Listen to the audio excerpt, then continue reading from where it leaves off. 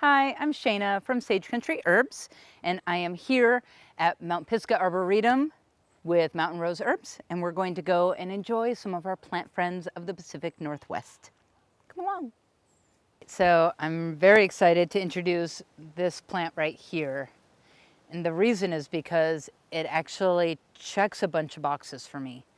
And that is, as a field botanist and an educator that takes people out into the field and teaches ethical wildcrafting in the Southwest, one of the things that I've really learned being down there is the population density and the minimal actual natural spaces to be able to go out in.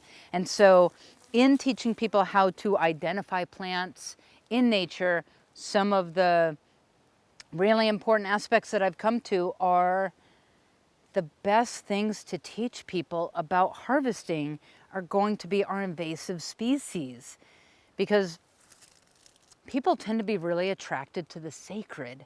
People tend to be really attracted to the things that others put up on a pedestal.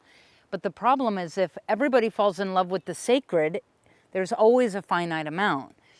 But if we make the invasive species, like this blackberry here, into the sacred, meaning wonderful medicine and food and learning all these different ways of using it, we're never actually going to hurt it, because invasive means it's not originally from here.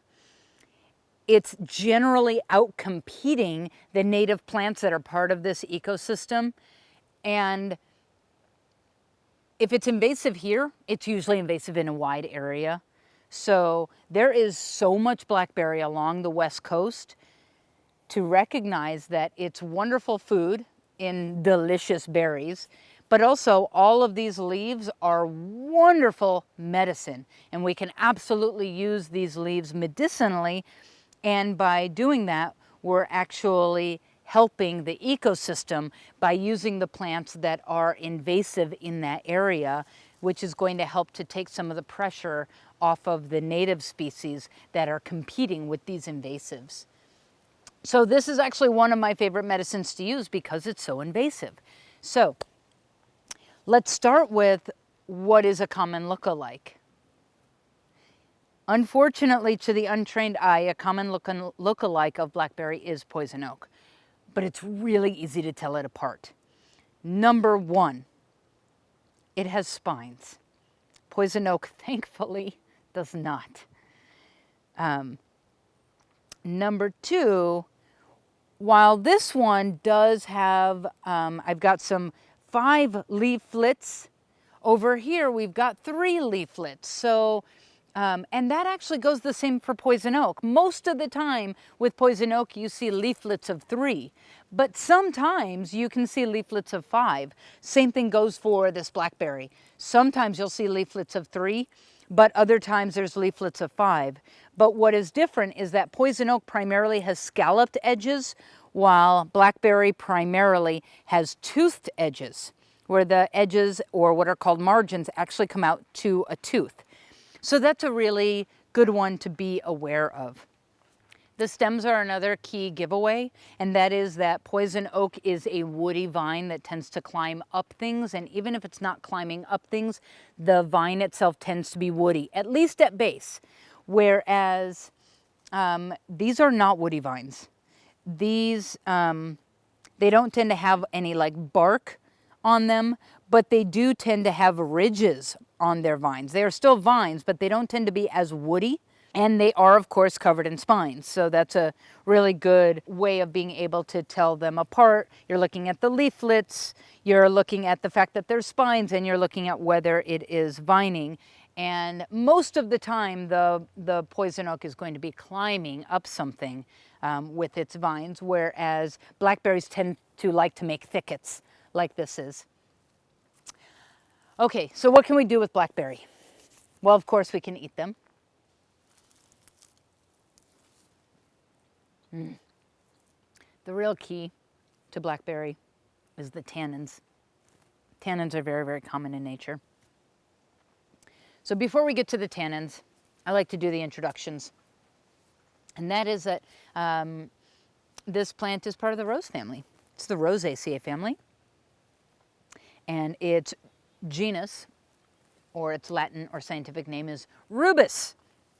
Rubus is the genus of blackberry, and raspberry are also rubus, and salmonberry, and actually a wide variety. There are many rubuses genus in the Northwest, and really actually all over the West Coast. All the rubuses have fruit that can be eaten. Some of them are more tasty than others. And all the rubuses have tannins in their leaves. So you can actually use this very similar to one of its sister plants, which is raspberry. Raspberry, the common raspberry, is Rubus idaeus. And while eating raspberries are delicious, raspberry leaf is a very, very recognized and commonly used plant medicine. Raspberry leaf is an astringent, and it has a specific affinity for the uterus. And so raspberry leaf tea is very commonly used. You can use raspberry leaf tincture as well, but it's very commonly used in the second and third trimesters of pregnancy to help not dry the uterus, but actually tonify the tissue, the mucosal membranes of the uterine walls. And that can be a really wonderful thing, especially as during pregnancy the uterus is growing and we want to make sure that we maintain that tonality. A tone membrane is a membrane that can move and shift with the dance of life. And a non-tone membrane can either be too dry or like too flaccid and loose and not holding its tone. I love tonality. I love understanding that, like, maybe you've played an instrument, like maybe you play a guitar and you have to tone your strings. You have to make sure that it is, well, I don't play a guitar, so I'm using the wrong terminology, but you understand the concept that you need to make sure that the string is at the right tension, so that when you strum it, you get the right tone, you get the right note. If that string is too tight, you get the high pitch, and if it's too low, you get the flat note. So what you need is the right tonality. You can talk about it like a drum head as well. If it's pulled too tight, you get the wrong tone. If it's pulled too loose, you get the tone is flat. So you need that right tonality. So the same thing goes with a growing uterus, but it's not just during pregnancy. Also helpful for some types of menstrual cramps. Some people will use raspberry leaf tea and notice that it is really helpful for menstrual cramps or just that like boggy feeling. Personally, I love raspberry tea because A, it's sweet, and it's a great adjunct and base for other teas because it adds this sweetness and tartness without adding any sugar, which I think is a wonderful thing. If you can learn to make teas that taste so good that people don't think, oh, where's the sugar? Like that you've reached this level of formulation of teas that's pretty awesome.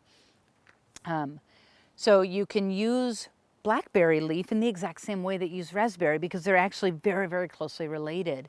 So you can use these leaves, just clean them and dry them. Of course, you need to be careful. Not only are there spines on the stems, on the leaflet stem, but there's also spines on the backside of the leaf as well. So when picking and drying, you want to make sure that you're careful. You can pet the spines. They actually go in one direction, but if I pet it backwards, that's not going to be very enjoyable for me. So you want to just be aware of that. But you absolutely can use this in the same way.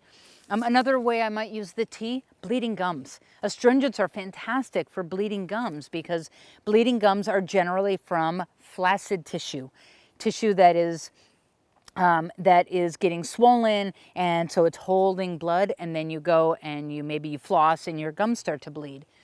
Well, you can swish with herbs.